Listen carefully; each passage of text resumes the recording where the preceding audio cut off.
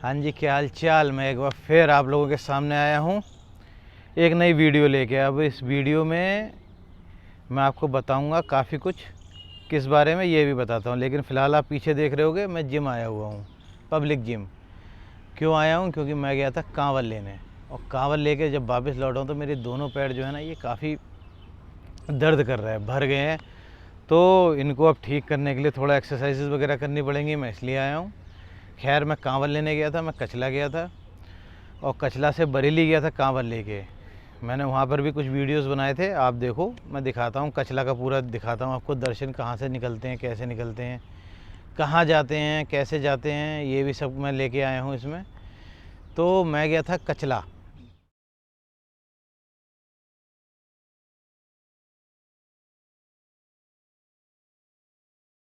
कांवड़ लेने, और वहाँ से जब मैं वापस जा रहा था बरेली, मेरे होम टाउन बरेली में 7 नाथ हैं हमारे यहाँ, कई सारे नाथ हैं, उनमें 7 नाथ जो प्रमुख हैं, जो प्राचीन हैं, 2-2 हज़ार साल पुराने मंदिर हैं।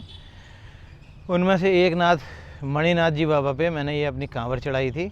और वहाँ पर पहुँचने के बीच में मेरे दौरान जो रास्ते में थोड़ा एक्सपीरियंसेस हुए, जो कुछ हुआ उसको मैंने देखा। मैंने सोचा कि अब मैं यूट्यूबर हो गया हूँ, तो आप लोगों को भी इसके बारे में बताऊँ। मैं इस वीडियो में आपको काफ़ी कुछ बताऊँगा, कांवरों की हिस्ट्री, कांवरों के नियम भी बताऊँगा, कांवर उठाने से क्या पुण्य प्रताप मिलते हैं, क्या होता है ये भी बताऊँगा, क्यों लेके जाते हैं कांवर ये भी बताऊँगा। तो शुरू करते हैं। सबसे पहले करते हैं हिस्ट्री से शुरू। कांवर की हिस्ट्री क्या है, कांवर कैसे उठी थी, सबसे पहली कांवर किसने उठाई थी? तो भैया, कांवर सबसे पहले उठाई थी माता पार्वती ने, जिस समय वो शिव जी को अपने पति रूप में प्राप्त करने के लिए बहुत तपस्या कर रही थी। तो कई प्रकार की तपस्याएं की थी उन्होंने। उनमें से एक तपस्या थी कि उन्होंने कांवर में जल भर के और कैलाश मानसरोवर ले जाके भोलेनाथ को चढ़ाया था। तो ये थी पहली कांवर। उसके बाद में दूसरी कांवर जो थी, हिस्ट्री में कुछ युग बीतने के बाद में भगवान परशुराम ने उठाई थी। उनको अपने पिता का बदला लेने के लिए कुछ दिव्यास्त्र वगैरह चाहिए थे, मनोकामना की पूर्ति करने के लिए उन्होंने कांवर लेके भगवान शिव जी को चढ़ाई थी। तो ये थी दूसरी कांवर। उसके बाद में कई लोगों ने अपना मनोरथ सिद्ध करने के लिए, अपना मनोकामना पूर्ण करने के लिए, काफ़ी कुछ नहीं तो कुछ नहीं तो पुण्य कमाने के लिए ही सही, लेकिन कांवरें चढ़ाना शुरू कर दी। अब धीरे धीरे धीरे धीरे धीरे धीरे बढ़ते बढ़ते ये कांवरों की प्रथा काफ़ी बढ़ गई है। अपने यहाँ पर अच्छी बात है, कांवरों की प्रथा बढ़ा दी, भक्ति बढ़ गई, श्रद्धा बढ़ गई, अच्छी बात है इसमें। तो ये कांवरें हमने कहाँ से शुरू हुई ये जान लिया। अब दूसरे नंबर पे आता है ना कांवरों का नियम। बड़े सारे नियम है। मैं ये वीडियो चाहता तो कांवर लाते टाइम भी पूरी कर सकता था, मगर मैंने वीडियो इसलिए नहीं बनाई बाकी की, क्योंकि बहुत सारे शब्द होते हैं, बहुत सारी चीज़ें होती हैं जो हमको बोलना वर्जित होता है। वीडियो बनाता तो मुझे बोल के बताना पड़ता। अब कांवर चढ़ा दिए मैंने, अब मैं आपको बता सकता हूँ वो सारी चीज़ें। हाँ, नियम जैसे कि कांवरें, पहली बात तो कांवर कितने प्रकार की है ये बता देता हूँ। कांवरें 5 प्रकार की हैं। बैकुंठी कांवर, खड़े श्री कांवर, झूले श्री कांवर, डाक कांवर और सांझी कांवर। अब इन सब कांवरों के थोड़े थोड़े से नियम अलग होते हैं, बाकी ज़्यादातर नियम एक ही से होते हैं। बैकुंठी कांवर में आप कांवर लेके चलते हैं, लेके वैसे ही चलते हैं। अब देखो मैं लेके चल रहा हूँ, इसमें दिखाता हूँ। तो कांवर लेके वैसे ही चलते हैं, लेकिन वैकुंठी कांवर जो है ये बैठ सकती है नीचे ज़मीन पे, कहीं साफ़ जगह देख कर, जैसे मंदिर का या साफ़ सुथरी जगह जहाँ व्यवस्था करी हो कांवरें रखने की, वहाँ पर हम कांवर ज़मीन पर रख सकते हैं। दूसरी होती है खड़े श्री कांवर। खड़े श्री कांवर क्या है, वो ज़मीन पे नहीं रखी जाती। या तो उस कांवर पे 2 लोग चलते हैं, एक जो लेके चलता है, दूसरा जो साधता है यानी साधक होता है, जो उसको रेस्ट देने के लिए पकड़ के खड़ा रहता है। या फिर एक जना भी अगर जाता है तो उस कांवर को फिर ऊंचाई पे, अपने कंधे से ज़्यादा की ऊंचाई पर टांग दिया जाता है। तीसरी होती है डाक कांवर, जिसमें आपको पता ही है कई सारे लोग होते हैं एक कांवर में, 5-6 से लेके 8-10 लोग तक होते हैं। वो कांवर कभी रुकती नहीं है, वो बारी बारी अपनी कांवर लेके भागते रहते हैं या चलते रहते हैं। वो कभी रोकी नहीं जा सकती। वो मंदिर से निकल के जल भर के और वापस मंदिर आने तक लगातार चलती ही रहती है। सिर्फ गंगा जी पर थोड़ी देर के लिए रुक सकती है, जितनी देर में जल भरा जाएगा। फिर होती है झूले श्री कांवर। झूले श्री कांवर क्या होता है, ये कंधे पे रख के इसको झुलाते रहते हैं धीरे धीरे धीरे धीरे करके। ये झूलते हुए चलती है। इसमें भी मोस्टली 2 लोग जाते हैं, एक जो लेके चलता है, एक जो साथ के खड़ा होता है। जो साथ के खड़ा होता है वो भी इसको झुलाता रहता है, हिलाता रहता है। अगर बाई चांस एक जना जा रहा है तो उसमें डोरी बांध लेते हैं, पेड़ पे लटकाते हैं, उसको हिलाते रहते हैं डोरी से। और एक होती है सांझी कांवरिया, आपने दिल्ली हरियाणा इधर की तरफ ज़्यादा देखी होगी। इधर लोग लेके जाते हैं, बड़ी बड़ी कांवरें बना लेते हैं, काफ़ी बड़ी बड़ी, और 8-8 10-10 12-12 लोग एक संग मिलके उसको उठा के लेके चलते हैं। बहुत ज़्यादा जल होता है उसमें। इसके अलावा आप बिना कांवर के भी जल लेके आ सकते हो, ऐसी कोई बात नहीं है। जल लेके पैदल भी आ सकते हो, जल लेके गाड़ी से भी आ सकते हो, लेकिन कांवर का अपना महत्व है। कांवर को एक मंदिर स्वरूप माना गया है। कांवर के हमने जितने दिन चलते हैं, 4 दिन 5 दिन 6 दिन, उतने दिन तक उसकी कांवर की हमने देखभाल एक मंदिर की तरह करनी होती है। साफ़ सफाई ये चीज़ें हमने मंदिर की तरह करनी होती है, क्योंकि उसमें गंगा जल जा रहा होता है शिव जी पे चढ़ने के लिए। तो इसके नियम भी बहुत कठिन भी होते हैं कि एक तो अगर आपने पैरों में अगर चप्पल पहनी है, एक तो उसको चप्पल नहीं बोलते, खड़ाऊ बोलते हैं, तो आपका सर ढका होना चाहिए, ये कंपलसरी है। आप जब चल रहे हो तो उस समय एक दूसरे का नाम नहीं ले सकते, एक दूसरे को भोले कह के बुलाते हैं। अगर कोई महिला है तो उसको हरियाली कह के बुलाते हैं। अगर आपको नंबर 1 जाना है तो उसको लघु शंखा बोलते हैं, नंबर 2 जाना है तो उसको डोल डाल बोलते हैं। अगर कोई कुत्ता मिल गया तो उसको भैरू बोलते हैं। सबसे मेन इसमें किसी का दिया हुआ खाना वैसे वर्जित होता है। अगर कोई हमको देता है तो उसका खाना वर्जित होता है। किसी शहर के अंदर रुकना वर्जित होता है।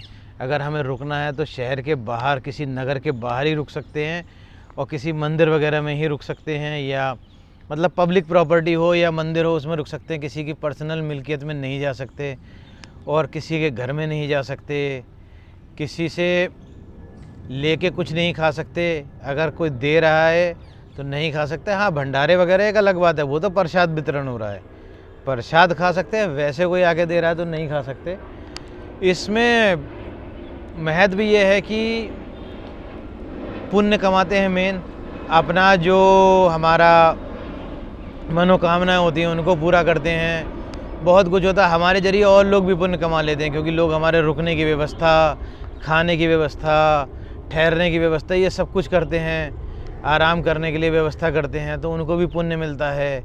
जैसे कि आप देख सकते हो, मैं आपको दिखाता हूँ पीछे कि कई जगह पर ये रुकने की व्यवस्थाएं मिली थी, जहाँ कांवरिया दिन में भी आराम करते हैं, रात को भी रुक जाते हैं। ये सरकार के अलावा कुछ लोग मिलके भी करते हैं, कुछ लोग अकेले भी कर लेते हैं। बैंक्वेट हॉल वगैरह खोल देते हैं, उनमें रुकने की व्यवस्था कर देते हैं। टेंट वगैरह लगा देते हैं, उसमें रुकने की व्यवस्था कर देते हैं।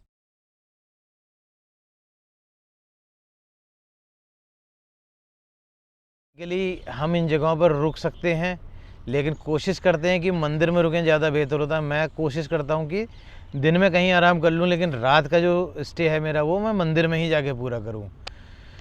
तो इसके अलावा नियमों में मैं आपको बता रहा था, नियमों में जितने दिन हम कांवर लेके चलेंगे उतने दिन कोई साबुन नहीं लगा सकते, तेल नहीं लगा सकते, बालों में कंघी नहीं कर सकते, सेंट परफ्यूम नहीं लगा सकते।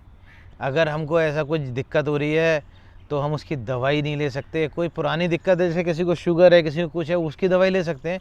कांवर लेके चलने की वजह से अगर कोई पैरों में दर्द हो रहा है, छाले पड़ गए हैं, इन चीज़ों की कोई दवाई नहीं ली जा सकती।